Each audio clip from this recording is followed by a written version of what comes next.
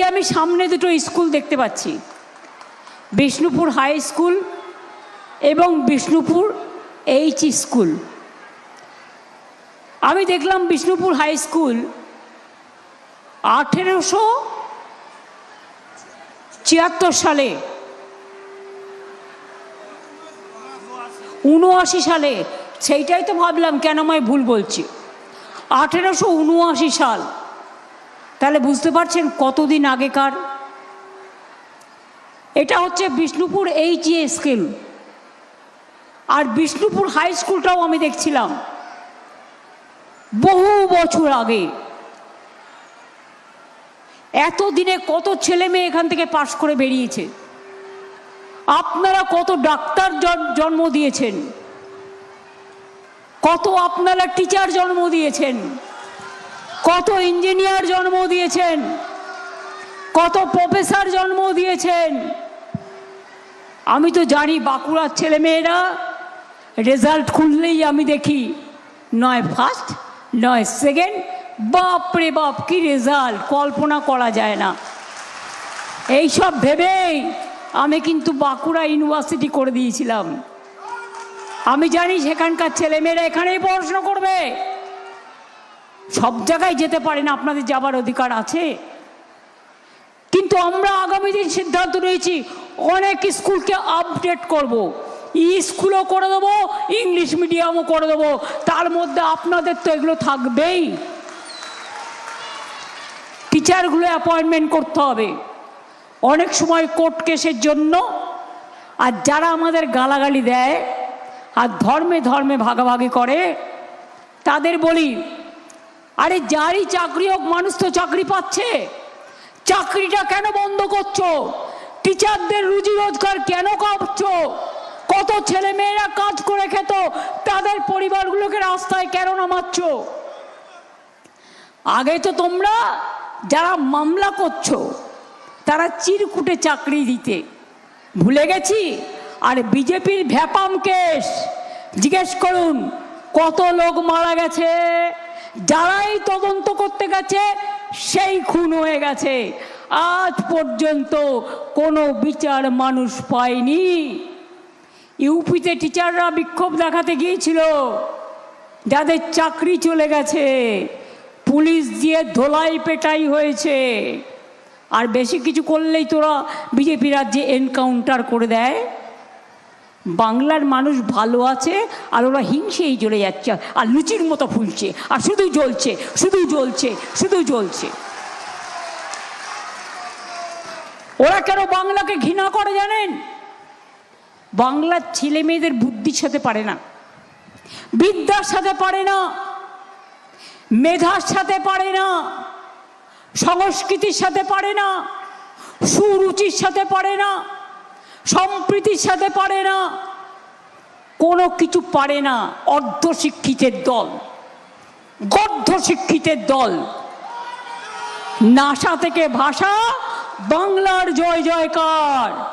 একদিন জন্মেছে বিষ্ণুপুরে, তার একটা জায়গা আছে, বাড়ি আছে, কিন্তু সে দেখুন আজকে আমেরিকা ঘুরে বেড়াচ্ছে, রাশিয়া ঘুরে বেড়াচ্ছে, ইটালি ঘুরে বেড়াচ্ছে, সারা বিশ্ব জয় করে বেড়াচ্ছে।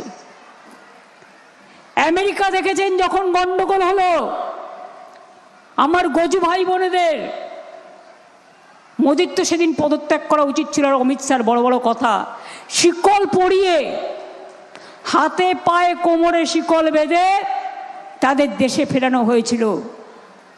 আমাদের ছেলে মেয়েদের করলে আমি বুঝতাম। আমাদের ছেলে মেয়েদের কেন কেউ কিছু করে না জানেন? ওরা ছাড়া আইটি চলবেই না, ডেটা সেন্টার চলবেই না। তাদের মেধা এর তো কোনো তুলনা হয় না। দয়া করে নয়, যত কাজ সবটাই বাংলার ছেলে মেয়েরা সারা বিশ্ব জুড়ে করে, এটা মাথায় রাখবেন। তাই আমি বলেছিলাম প্রথমে সেই বাংলাটাকে বিশ্ব বাংলা করব, এবং আজকে বিশ্ব বাংলা একটা বড় ব্র্যান্ড। আমি চাই বাংলা বিশ্ব সেরা হোক, মাটির ঘরের ছেলে মেয়েরা এগিয়ে আসুক, গ্রামগঞ্জের ছেলে মেয়েরা এগিয়ে আসুক, টাউনের ছেলে মেয়েরা এগিয়ে আসুক, সাধারণ ঘরের ছেলে মেয়েরা এগিয়ে আসুক। মেয়েরা কেন তাদের বিয়ে হয়ে যাবে 14-15 বছরে? ওরা পড়াশুনো করবে, তাই কন্যাশ্রী করা হয়েছে। শুধু স্কুলে নয়, স্কুল কলেজ একদম ইউনিভার্সিটি পর্যন্ত। তপশিলি বন্ধুদের, আদিবাসীদের শিক্ষাশ্রী আছে, স্কলারশিপ, হস্টেলের টাকাও পায় তারা। সংখ্যালঘুদের জন্য ঐক্যশ্রী আছে। ওবিসিদের জন্য ওই হাদা ভোদারা জানে না, না জেনেই বাংলাকে বলে ওরা নাকি কিছু পায় না, খোঁজই রাখে না, সবটাই পায়। একটা ডিপার্টমেন্ট যেমন সুন্দরবন ডেভেলপমেন্ট, সুন্দরবনের ওইটুকু অঞ্চল দেখে, কিন্তু বাদবাকি সব ডিপার্টমেন্টের টাকা ওখানে যায়।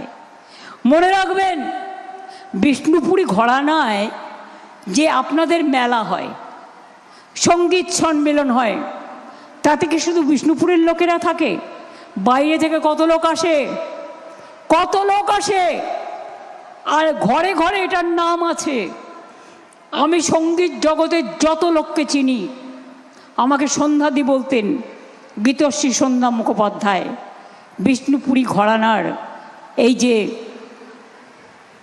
সঙ্গীতের যে সুর সাধনা, যারা সঙ্গীতের সাধক তারা এটা বুঝতে পারবে এই সুর সাধনার কি মর্ম। ক্লাসিক্যাল সঙ্গীতের একটা আলাদা ঘরানা আছে, সেই ঘরানা কিন্তু বিষ্ণুপুরের সুর সাধনার একটা অংশে থাকে মিশে। তাই বিষ্ণুপুরে যেমন জয়চণ্ডী পাওয়ার আছে বাঁকুড়ায়,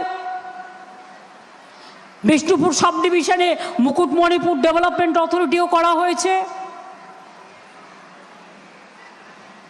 এখানে যেমন ইউনিভার্সিটি এই জেলায় হয়েছে, মেডিকেল কলেজ বিখ্যাত,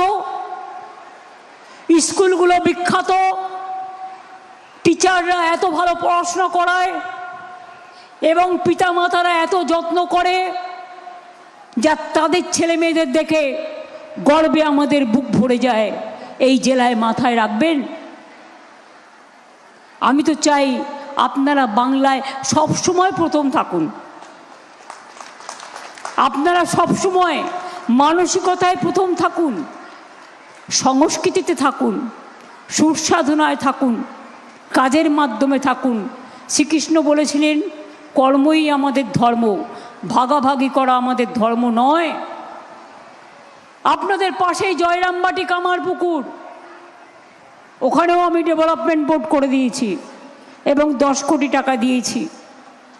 কামারপুকুরের মহারাজারা মা শারদার জন্মস্থান, তীর্থস্থান, আমি দেখে এসছি, অনেকবার গেছি। তারা আমাকে সাদা বোঁদে পাঠায়। ওখানেও আমার চন্দ্রকোনার মিটিংয়ে আমার সারদা মিশরের কিছু মা বোনেরা ছিলেন, তারা আশীর্বাদ নিয়ে এসেছিলেন। মনে রাখবেন, এই মানুষগুলো খুব সাহায্য করে আমাকে, ঝড় জল বন্যায় যে কোনো কাজে ভীষণভাবে সাহায্য করে।